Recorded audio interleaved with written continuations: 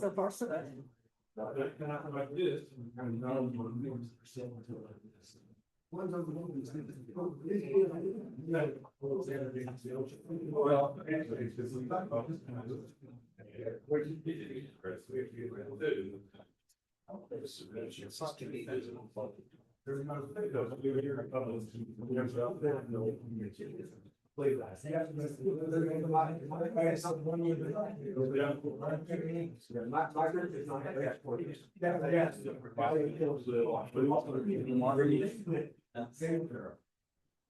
Hi, John.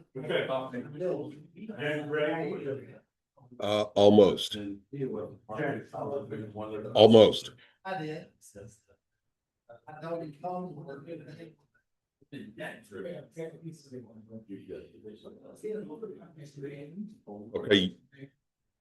Okay, ladies and gentlemen, if I could have your attention, I'd like to call this, finance committee meeting of the Harrison, city council in the session. I've asked James to put 2 minutes on the clock. Later on, we're only going to give individuals 2 minutes to speak. This is a committee meeting.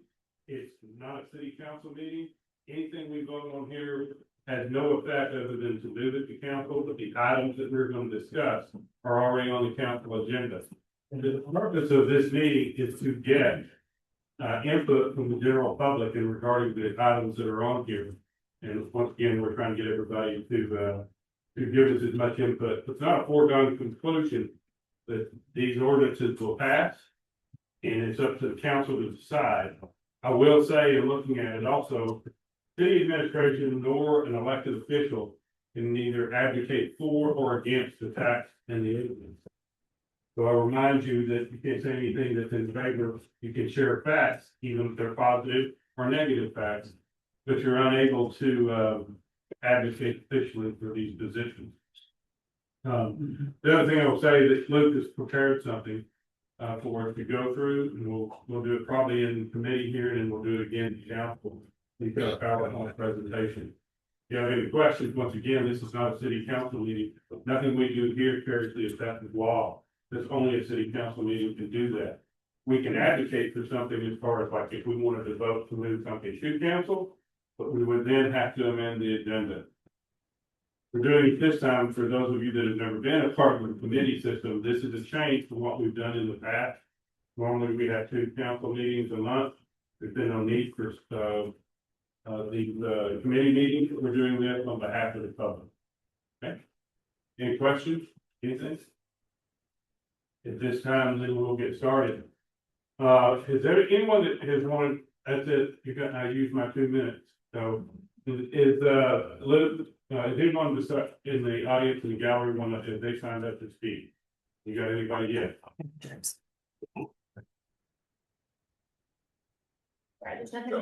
Okay. Reminder for those that do end up speaking in council, you have to state your name, whether you're live in the city limits of your address, and what the topic is about. And that we're going to discuss this ordinance in 2 ordinances, one to levy the tax and one to have the election to institute or replace the ordinance itself that will be ending at the end of the meeting. Luke, can take a PowerPoint presentation or something else you would like to show. Yes, sir. Okay.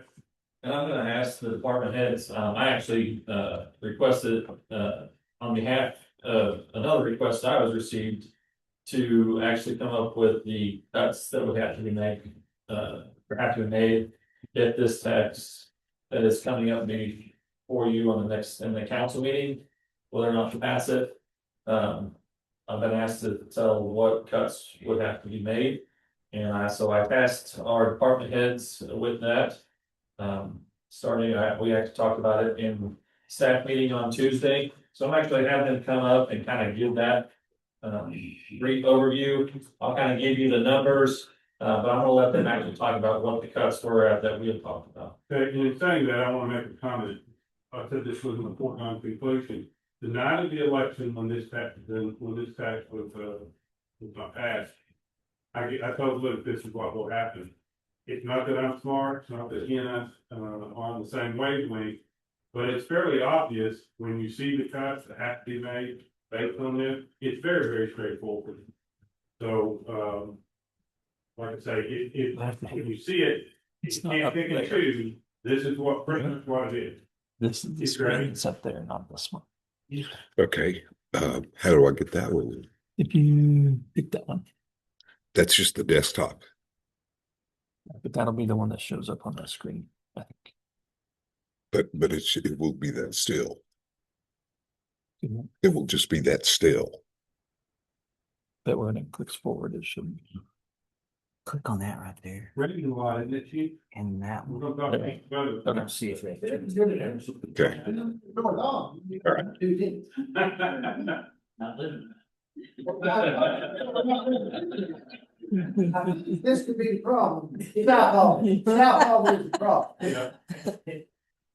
All right, so we broke it down into three different departments, one being the police department, one being the fire department, and then the other one was just general as a whole. Because we're having to make cuts in all departments, and the reason that is that whenever we did pass the 2015 tax, it set a certain percentage to go to police and fire of the general fund, and so that's why you'll see cuts in each particular department. And we'll go through them one by one, and we'll go through the numbers, but we'll start with the police department. And I want you to know, we looked at everything, but you'll see the numbers here in just a second. And you can see some of them there. Personnel makes up a big chunk of our budgets. In police, it tends to be, or it happens to be 72% for personnel and 9% is equipment. So that just leaves less than 20%. For operations, and I'll let you kind of talk to the numbers there. So obviously, we looked at this a lot, and I've leaned on Luke for the numbers. Didn't quite realize that it would be that steep, but obviously it would be. 1/4%. I think the figure brings in around 600,000. Out of that, 65% go to fire department, police department, which major part of our budget. If we had to lose 7 officers and 1 animal control officer, obviously there'll be no more animals picked up in town. We'll come out and write tickets for problem animals, and that's it. Have no way to fund anything to store them. The 7 officers. We have 2 detectives that are in narcotics. We have 5 that are in CID. We have a warrants officer that does nothing but run every day picking up warrants, and that's all he does. Obviously, and we have 6 SROs. Now, out of that, 2 of the SROs are funded completely by the school. The other 4 is partially funded. But what of the other 4 is funded by us, I have no choice but to put them on the street. So, let me make that point. You would drop one of the SROs or 2 of them? I'd have to have at least 2 of them. If I'm correct, the school pays half of 9 months for the officer. And yeah, you would know that too, so yes. So whatever part comes out of the city, I would have to ensure that we have officers on shift that cover it. We would be more of a reactive than proactive.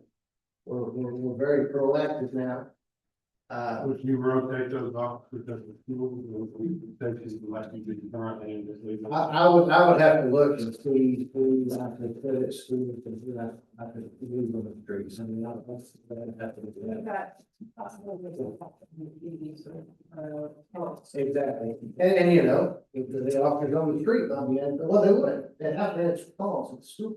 Because they would have to answer calls elsewhere, where we would have 24-hour coverage 7 days a week. Equipment, that would come down, obviously, if we lost any positions, we'll lose 8 vehicles, but. I was a little surprised that. Because I'll just tell you, we have got up-to-date equipment. We have got up-to-date technology, we have up-to-date software. Software that Teddy and Josiah use for their crimes against children. we have agencies from all over the country that will call. Teddy got another call the other day. Can't remember what state. We ID'd the guy in like 20 minutes. So, which, you know, we don't care to help other people. I mean, it's bad people off, it's bad people off. That would be a blow to us, our TAC team, which we're very fortunate to have. I will put them up against any TAC team in the state. They train the same way, they train the same amount of hours. They're very thorough. Once again, when the FBI came to town on our raids, they asked for our TAC team So for specifically. clarification, once again, 1 or 2 SROs, with the TAC team, okay?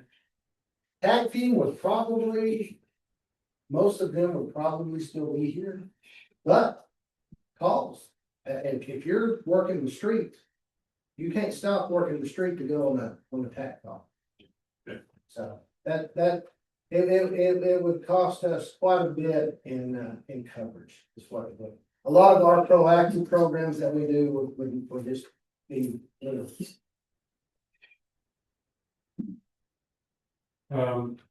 Our joint coverage with the county, would stay the same. it would say the same, it would just be reduced, just like everything else. Right, exactly, yeah, we've gotta have somebody here to take care of him. Yeah. Just like today, So I point this out because people always ask me or make the comment, well, I live in the county, the city doesn't help us, but we're running fire No, calls. that's just not true. Police calls, and so their services were diminished as well. right, that's just like today, Newton County. Had a shooting. We had 2 or 3, along with some sheriff's deputies that went to help Newton County because they're limited. And, they're part of our region. Well, we pointed this out in the mayor's roundtable the other day. It doesn't matter what our city administration tells.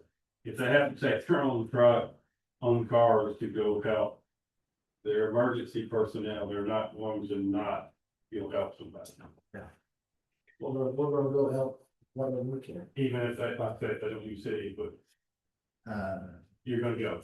For several years, I drove my own vehicle. Yeah.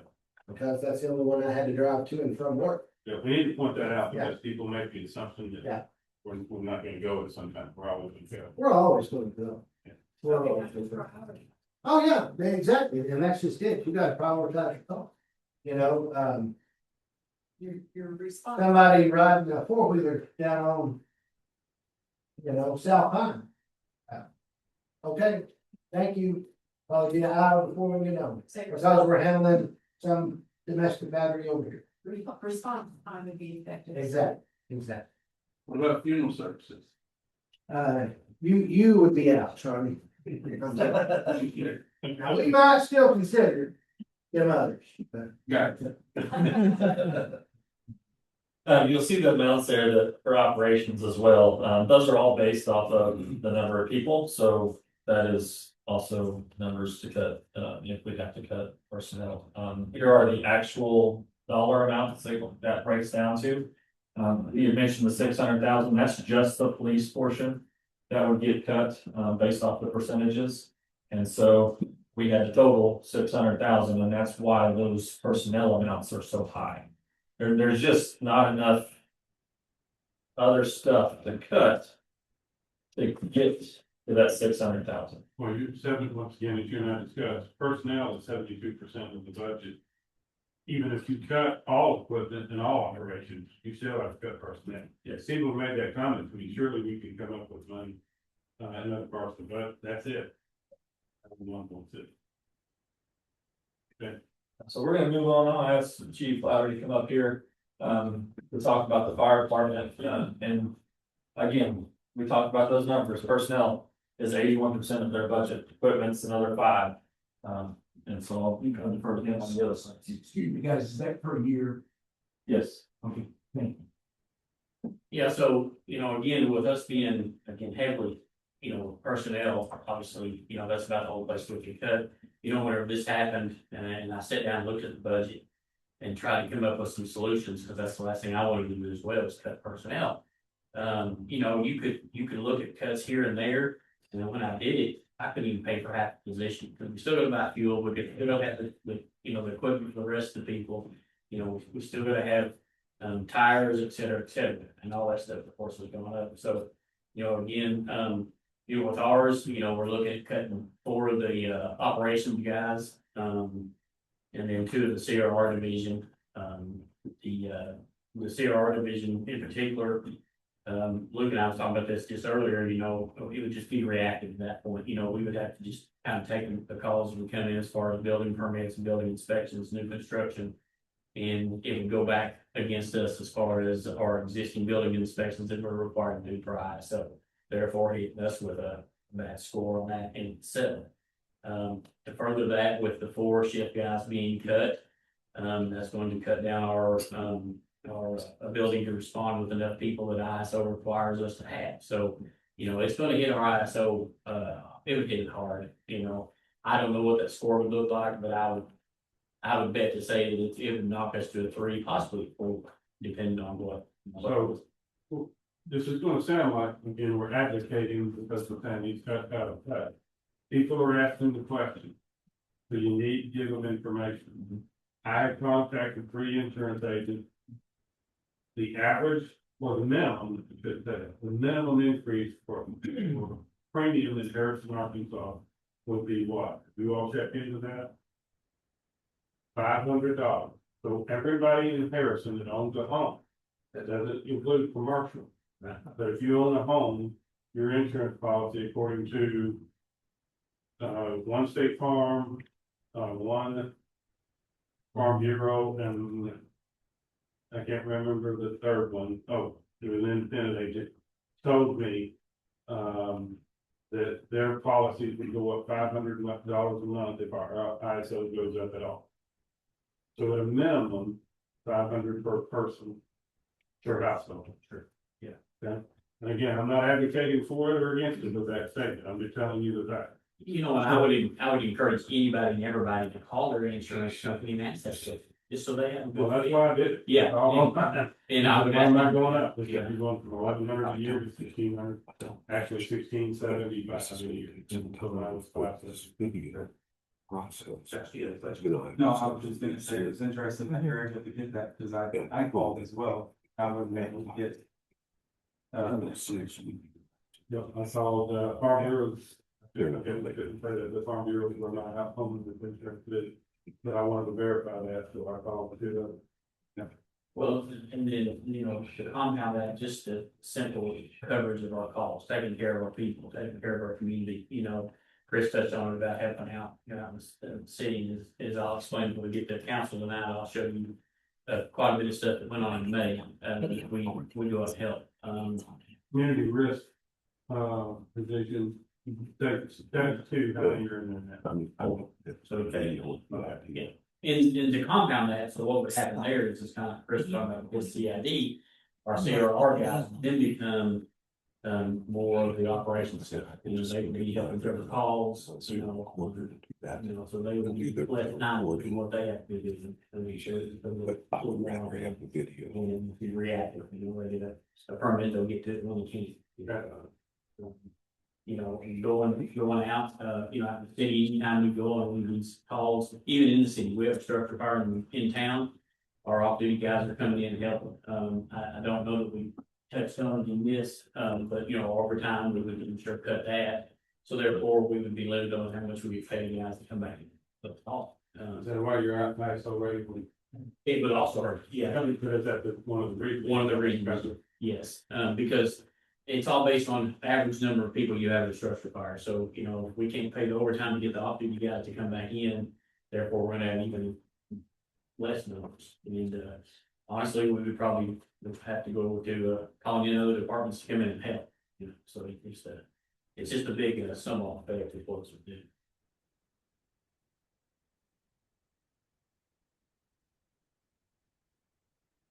And then again, you see the equipment, 2 vehicles, that's the CRR division, the operations, most of that is CRR, where you talk about vehicle repairs, fuel and tires, because we can't cut back the fuel for the big engines. They still have to go out. We test it all the time. The uniforms is across the board, the training's across the board, telephones across the board. But those other things are mainly in CRR. And again, we talked about the sales tax portion. Harris, the fire departments is only 422 based off of their percentage of 2015s. But that breaks down, again, you can see the big cost in personnel, some more in equipment, and then some more in operations, and that's how we get to that number. So on the previous slide, we said that there would be limited, outbound calls, why? Again, prioritizing our calls, you know, if we're busy on a call in town and we don't have the personnel to grab a truck and go to help on that regular They'll bill, have dual calls like that, huh? yes. So you'll be on an EMS call in town, and somebody will call with a fire or something like that. That's right. Yeah, last week, I'll give you a perfect example, or not last week, but a few weeks ago. We was on a structure fire on a chicken house on fire in Harmon. We have an NBA, with a traffic on 206. And we've got guys from everywhere, and What do luckily, you do when that happens? but luckily, What do you do now when that happens? luckily, You've got to safety. right, so basically, and we only send one apparatus out, so, but where it is our CRR that's here during the day, they help cover a truck. Plus our overtime, our off-duty guys come in and help cover. And so, you know, yeah, everybody just kind of reacts and gets everything covered, you know, we always try to have it, at a minimum, 2 engines in service at all times in the city, so, you know, if one of the engines gone to that fire, you know, we obviously take a rescue truck to the wreck. And then the off-duty and CRR guys are gonna have to cover, the remaining engines that are in the city. I see this as, this is not a threat, this is the reality, and it's the outcomes of this national. In that, that's bottom line for both departments, you know, when we feel this would be able to, if there are whether they're going to move it forward. As a seed, but I'll be reducing. If I saw the Zoom, Dan's gone. You know, in our ISO and OP sensor 7, maybe 7. Those are the kind of years we can get that degree, but then in the last term, which we've got, we know they have been well on doing that. That's anybody who has injuries. So I think those are the things, which is your response time, coverage, and the out of pocket for our citizens and their insurance. They're gonna pay more and have less. The committee, is anybody else in the committee got a question? Because we really need to end up so that we can get the video time to process before we start counting. Correct, James? That is correct. Given that we have nobody else and we postpone anything from the general side of the budget. But this time, if the committee has nothing to say, nothing to ask. No other comments? Okay. Well, adjourn. Go ahead. I mean, Okay. We'll adjourn committee. You come back. Let's go council in 9 minutes.